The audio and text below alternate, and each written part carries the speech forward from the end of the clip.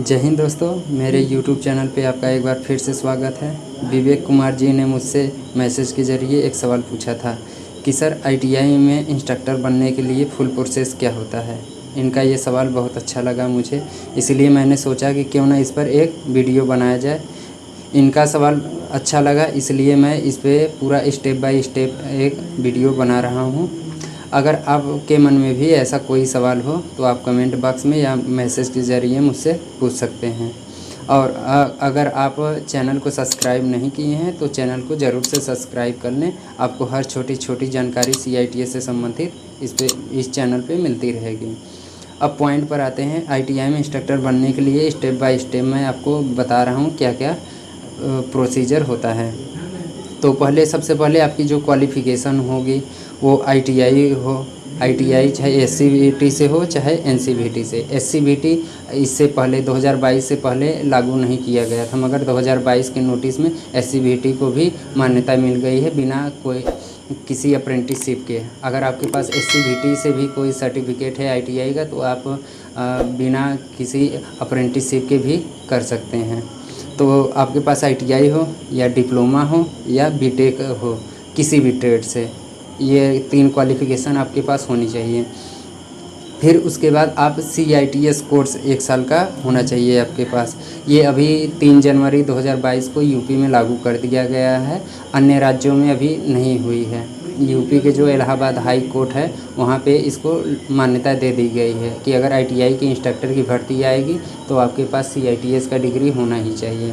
तो ये अभी यूपी में है, अन्य राज्यों में बहुत जल्द ही लागू हो जाएगी। और अन्य राज्य इस पे काम भी अभी कर रहे हैं। तो आपके पास क्या होना चाहिए, टेक्निकल क्वालिफ़िकेशन होना चाहिए, यानी कि ITI डिप्लोमा या BTech होना चाहिए। फिर उसके बाद आपके पास 1 साल का CITS का सर्टिफिकेट होना चाहिए अपने ट्रेड से रिलेटेड। फिर उसके बाद अब इतना पे ही काम नहीं ख़त्म होता, अब उसके बाद आपके पास एक्सपीरियंस होना चाहिए। अगर आप ITI किए हैं तो आपके पास 3 साल का कम से कम एक्सपीरियंस होना चाहिए। डिप्लोमा है तो कम से कम 2 साल का एक्सपीरियंस होना चाहिए अपने ट्रेड से संबंधित, किसी भी कॉलेज से, किसी भी प्राइवेट कॉलेज से। और BTech हैं तो आपके पास 1 साल का एक्सपीरियंस होना चाहिए। अभी कंपनी की जो कहते हैं कि अगर मैं किसी कंपनी से एक्सपीरियंस लिया हूँ तो ये अभी डाउट में है। अगर यूपी की भर्ती ये जो हो जा रही है इससे आपको अंदाज़ा लग जाएगा और मैं आपको उसका बता दूंगा। अभी मैंने RTI भी दायर किया है इस पर। जैसे ही RTI का जवाब मिलेगा मैं आपको वो बता दूंगा कि कंपनी का क्वालिफ़िकेशन चाहिए या नहीं चाहिए। मैंने RTI दायर किया है, अभी जल्द ही हो सकता है रिप्लाई मिल जाए।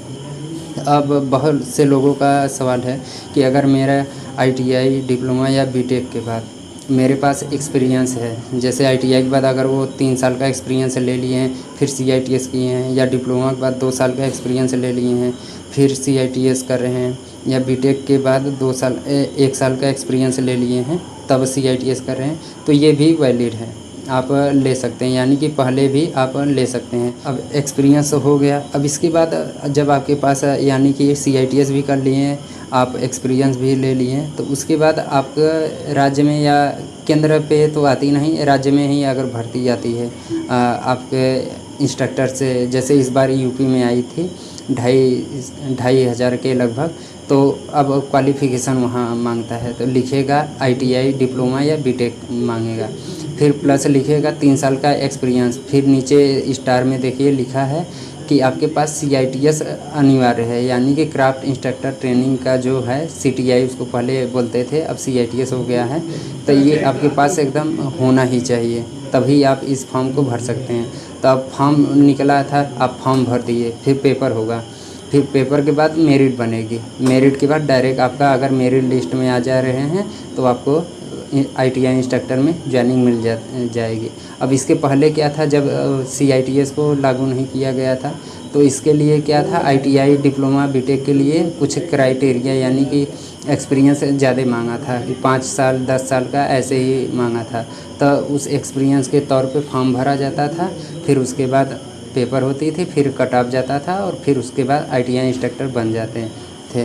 तो अब क्या है, अगर आपके राज्य में भर्ती आती है तो उसमें आपको ITI मांगेगा, डिप्लोमा या BTech मांगेगा, फिर उसके बाद कहेगा कि 1 साल का आपके पास CITS का कोर्स होना चाहिए सर्टिफिकेट।